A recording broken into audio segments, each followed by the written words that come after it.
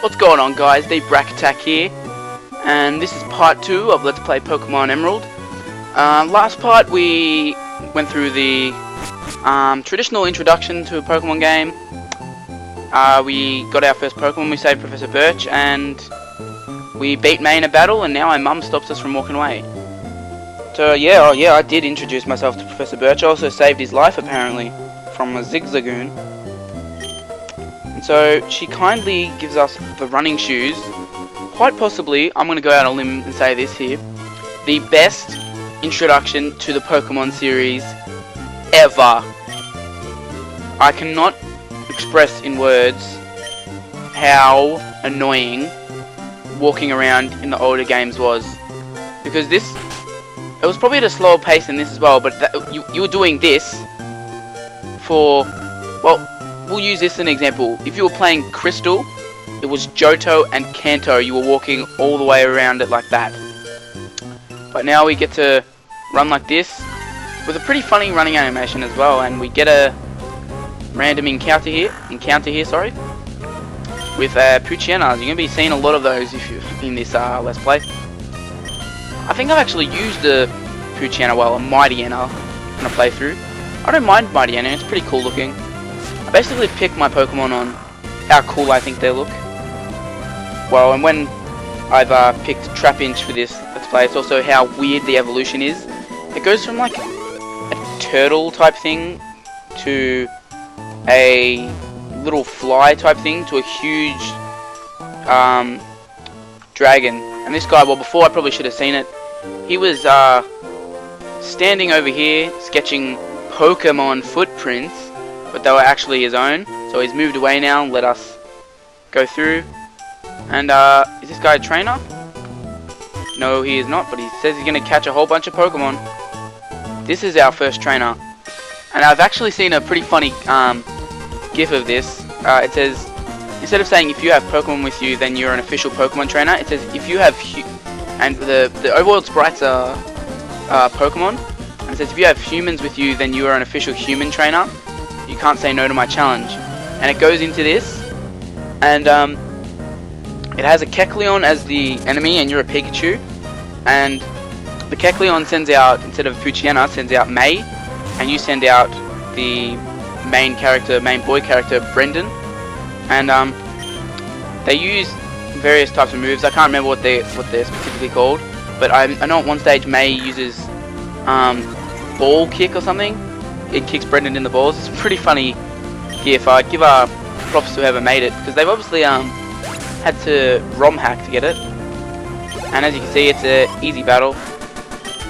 I've also seen a Emerald screenshot where John Cena's replaced, and it says, but Cena can't learn more than 4 moves. Those wrestling fans would get it, as we take on a Bug Catcher. These are pretty easy trainer battles. It's still an introductory stage. Still an introductory stage until you pretty much go to the second gym, I reckon. And even then, the game's still pretty easy. And then all of a sudden, it just gets hard, and you're left wondering, when did this game start to pressure me and put some pressure on me when I'm battling trainers. But there we go, level 9. I think Torchic evolves like level 16 around there, so we're over halfway to evolving it. Another Wurmple, which I think Wurmple would be pretty cool. I wouldn't mind getting a Beautifly, but there's a chance you can get a Dustox. I think if you catch a certain time of day or something, I'm not sure, but get a Dustox or a Beautifly, so I'll just leave that alone. Some of the ways to evolve Pokemon and stuff just confuse the heck out of me. So continue on through these trainer battles. This little kid here, as a wild Pokemon, excuse me, interrupts our battle that we're about to have. Oh, I didn't just realize I didn't heal, which could be disastrous for me. I do have that potion. If I get down to like 7 or 8 or something, I can use it. That's why potions come in handy, people. You got to take them out of your box at the start. And this guy is not even a trainer, so we'll go along here. And this guy definitely is though. We're both beginners apparently, except I've been playing Pokemon for like 13 years, so I've been playing Pokemon longer than you've been alive, youngster Alan. And you'll send out Zigzagoon. That's probably the rabid Zigzagoon that attacked Professor Birch, so we're gonna have to knock it out to teach it a lesson. And of course it'll use Growl to lower my attack, which is just about Zigzagoon's signature move. I can't complain though, it's not as annoying as Bidoof. Bidoof is the most annoying Pokemon known to man. It's also the most useful as a HM slave. I don't think you'll ever find a better HM slave, because it can learn pretty much all of them except for, well, the water-based ones. I don't know, well, I think it can learn the water-based ones, because Bibarel is part water, I think. I think Fly might be the only one. So yeah, it comes in pretty handy, and I think this is our first Taillow that we've fought. Still haven't taken any damage since I realised that we hadn't healed. So we'll level up to level 10 now, before we've even got a second Pokemon, and we won't get a second Pokemon until... And we've learned Ember, that's nice. We won't get a second Pokemon until we've reached Route 110, which is where I will get a Electrike. And yes, youngster Alan pays me money. I don't know how he has money, he's a youngster. And we'll fight this lass. She's going to keep winning and aim to be a top trainer. Obviously that's going to be not the case, because she's got a Zigzagoon. Another rabid Zigzagoon, but a female one this time. I think the other one was male. Why did I use Scratch? I should have used Ember there, but never mind, we can use it next turn. Should be able to get the job done even with a Growl in place. And burnt. There we go. This is probably one of the better, like, earlier trainer parts. Like the Diamond and Pearl one was kind of boring, like just walk straight. I threw in a few turns here, even though that doesn't sound that exciting. And there's a good variety here of Pokemon. If I remember, Diamond and Pearl pretty much was just nothing. And when you have when you look at leaving from Cherry Grove, there wasn't that much trainers in I think it's Cherry Grove, the second city. Yeah, that's the second city, I think, in the Johto region. There wasn't that many trainers there. Kanto, I can't really remember. I've never played Kanto hugely. What's down here? Well, hello. We've got ourselves an item, and it's a potion. But we'll store that for now. Maybe it might come in handy at a gym battle. And we rush into Petalburg City. So, first thing we're going to do, we're going to heal up our Pokemon. And this is one of the first twists it throws at you. Well, it's not really a twist, because in Kanto the same thing happened at Viridian City. You couldn't take on the gym. But this time the gym's not closed. In fact, your father actually tells you to, well, to put it simply, to fuck off. Because, well, you hear this is a gym, but he's just standing there. He's surprised that you even managed to get here by yourself, or that you have a Pokemon. And he's putting it on that it's great news, but he doesn't care. And then here comes this jerk, Wally, and he's asking him for a Pokemon for some reason. Like, he's just gonna give you one. You gotta catch it your own. Saying, well, he thought he would be lonely in Verdendorf Town. What about the relatives you're going to stay with? Can't you talk to them, or? But of course, I'm in the wrong place at the wrong time, and I'll have to make sure Wally catches a Pokemon safely. And this is nicely disguised, the catching tutorial, as I mentioned in the first part, as he'll just carry you along.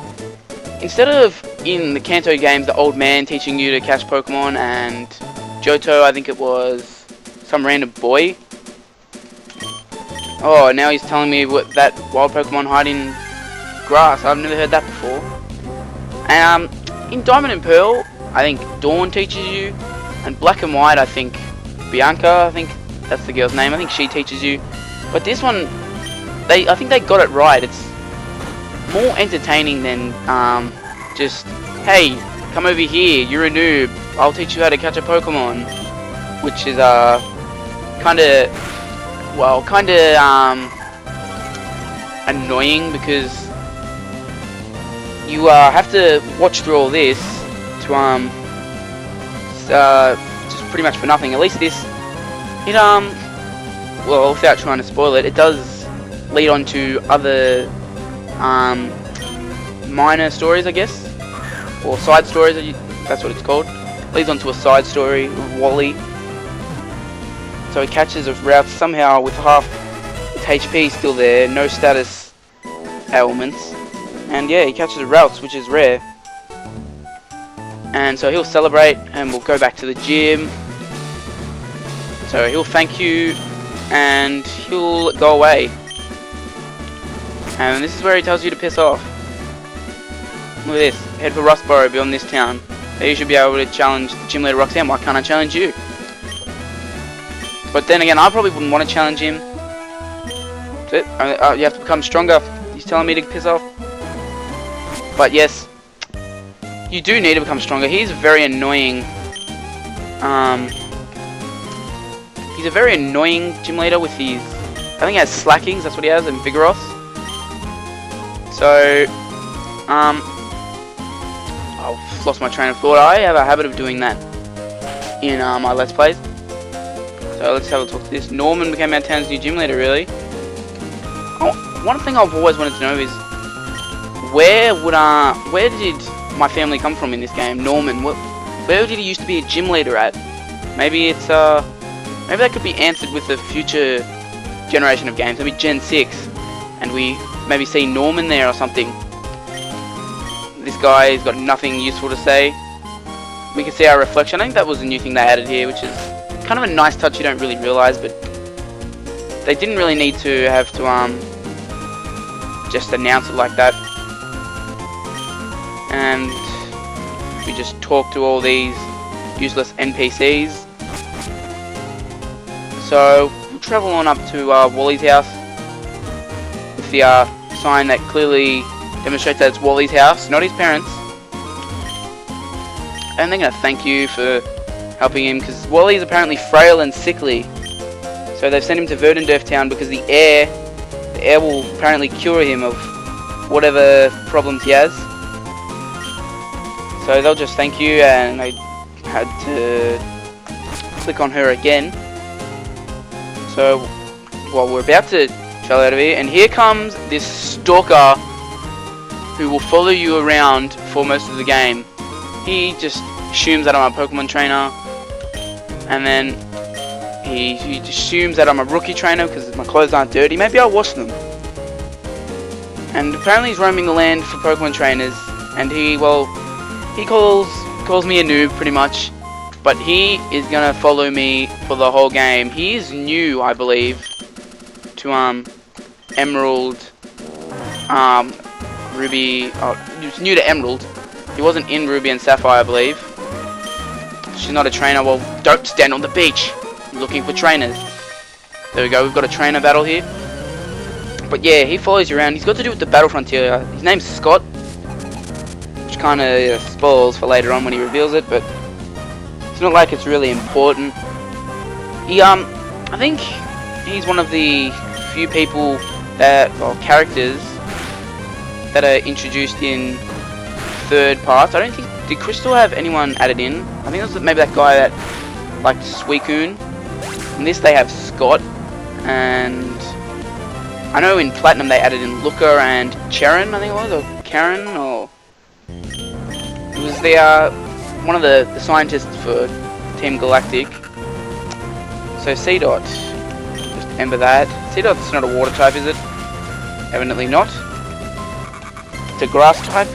For some reason I just think I see here C and Dot, and I assume that it's a water type. So we've defeated Youngster Billy. So he'll pay out. Let's find some more trainers. Are these trainers? Nope, they're just chatting. Well, apparently this fisherman does not want to chat with this bug catcher anymore. They've had an argument. They've broken up. So we'll battle this guy who's gonna, of course, send out a Magikarp, a level 9 Magikarp. But that'd probably get most people worried who have never played Pokemon before and they see Magikarp and they're like, level 9, whoa, he's got it pretty high. And then you realize all it could do is splash.